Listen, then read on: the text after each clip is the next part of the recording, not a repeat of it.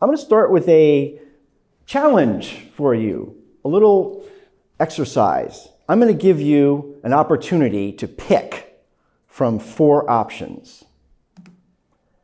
How reporters get stories, the basics: observations, documents, data, people. Okay?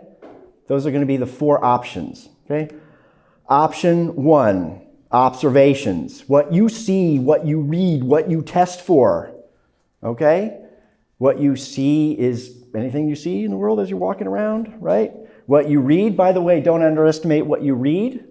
What you read has created quite a nice little career for a guy named Seth Abramson, who has done absolutely zero reporting of his own on the White House, and yet has published 2 best-selling books on what's going on with the Mueller investigation. Why? Because he's read a ton, more than anybody, and he is what he calls himself now, a curatorial journalist. So he puts it all together, analyzes it, presents it in a compelling read, right? So what you read is an observation, all right? And what you test for, if you've ever done any studies of your own, any swabbing or testing of materials, like if you're interested in pollution problems, for example, okay? Those are your observations, let's say. Okay, that's one. And I'll give you an example of how amazingly effective this can be. This was a huge story for the New York Times in 2015. This woman, Sarah, started down the path of revealing a dark side of New York City's culture, which is the abuse and subjugation of the women who work in nail salons. How did she get the story? She walked into a nail salon one day, had her nails done, and wondered, how is it possible that these people survive as a business when they only charge $5 or whatever it was for me to get my nails done?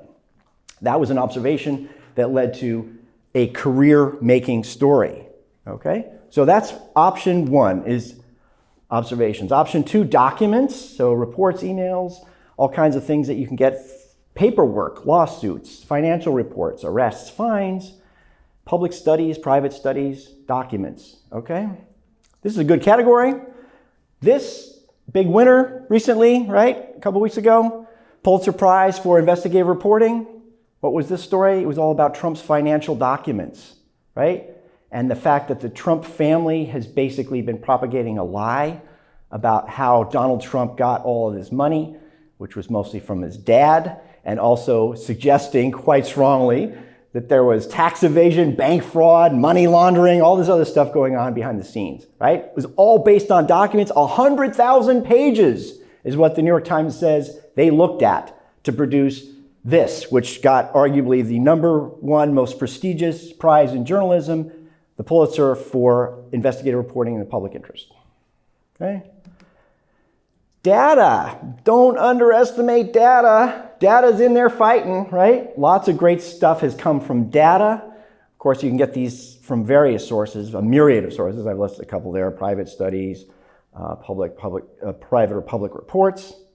Okay, one of my favorites, a guy I love, Matt Richtel, a Times reporter in Silicon Valley, got a Pulitzer for this story. Distracted driving wasn't even a thing until he discovered distracted driving was a huge problem. How did he get it? He looked through all these reports from California highway accidents where they noted the driver, the victim, or the person who was hit, or the person who did the hitting was, doing this, right? And he just went through all these reports and he figured out this is a real problem. Now we all know it's a problem. In fact, I think pretty much every state in the union now has a law against using your cell phone while you're driving. Data, all right? And then the last one is people, right? Tips from an insider, an expert, a whistleblower, a witness, okay? And of course, everybody knows all the president's men, right? They got some pretty good insiders talking to them at the highest levels about what was going on with the Nixon administration, arguably the single most successful investigative series in U.S. history, all right? So, what do you think? Which one do you like best? Which of these 4 options is the #1 best way for you to get a story? Thoughts? Probably observations. Observations, why? Just because you can do it in your own mind and you don't necessarily have to like go out of your way or find other people. It's all self-created and based off of things you see every day. Interesting. Okay. Any other ideas? Any other thoughts? Well, I mean, the data is public, so you could access the data. Anybody could access the data. Sure. So Absolutely. if you have any inclination to go through a bunch of numbers, Yep. there's always a story there. Sure enough. I have to stress that all of these are really good ways of getting stories, right? All right. So to me, the winner is people. Okay? There's nothing like people to tell you what's going on. All right? People will also tell you stories about what's going on. And your job as a reporter isn't just to document what has happened, right? It's also to tell how it's happening, how it's affecting people, right? And you have to get people to tell you about that, the impact on other people, right? I say all the time that it's hard for you as a journalist to get other people, meaning your readers or viewers, to care about an issue. It's easy for you to get them to care about a single individual.